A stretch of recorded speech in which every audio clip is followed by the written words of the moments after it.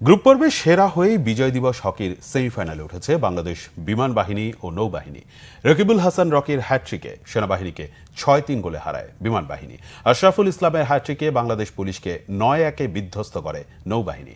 মাওলানা Bhasani hockey স্টেডিয়ামে ম্যাচের ২ মিনিটের মধ্যেই দুটি পেনাল্টি কর্নার থেকে সেনাবাহিনীর জালে বল জড়ান বিমান বাহিনীর সোহানুর রহমান সবুজ। পিছিয়ে পড়ে ম্যাচে ফেরার চেষ্টায় সাগর হোসেন ও মামুন মিয়ার লক্ষ্যভেদে সমতা সেনাবাহিনীর। জমে ওঠে ম্যাচ, কিন্তু যুব এশিয়া কাপে দুর্দান্ত খেলা রাকিবুল হাসান রকির নৈপুণ্য করে দেয় ম্যাচের পার্থক্য। ম্যাচে এগিয়ে যাওয়ার পর রকির ডাবল স্ট্রাইকে জয়ের পথে উঠতে থাকে বিমান।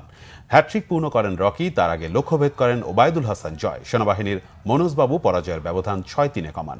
গ্রুপ বি এর চ্যাম্পিয়ন দল হয়ে সেমিফাইনালে জায়গা করে নেয় বিমান। পয়েন্ট টেবিলে বাদ পড়ে সেনাবাহিনী। গ্রুপ রানার্স আপ হয়ে শেষ চারে ওঠে হকি খেলোয়াড় কল্যাণ ঐক্য পরিষদ। অন্য ম্যাচে বাংলাদেশ পুলিশের বিপক্ষে গোল উৎসবে মেতে ওঠে নৌবাহিনীর খেলোয়াড়রা। ড্রাগ অ্যান্ড ফিলকে হ্যাটট্রিক করেন আশরাফুল ইসলাম। ৯-১ বিশাল জয় তুলে নেয় নৌবাহিনী। গ্রুপের সেরা হয়ে শেষ চারে টিকিট পায় তারা। গ্রুপ রানার্স আপ হয়েছে বিকেএসপি। শনিবার দুটি সেমিফাইনালে লড়বে নৌবাহিনী ও হকি খেলোয়াড় কল্যাণ ঐক্য এবং বিমান বাহিনী ও বিকেএসপি।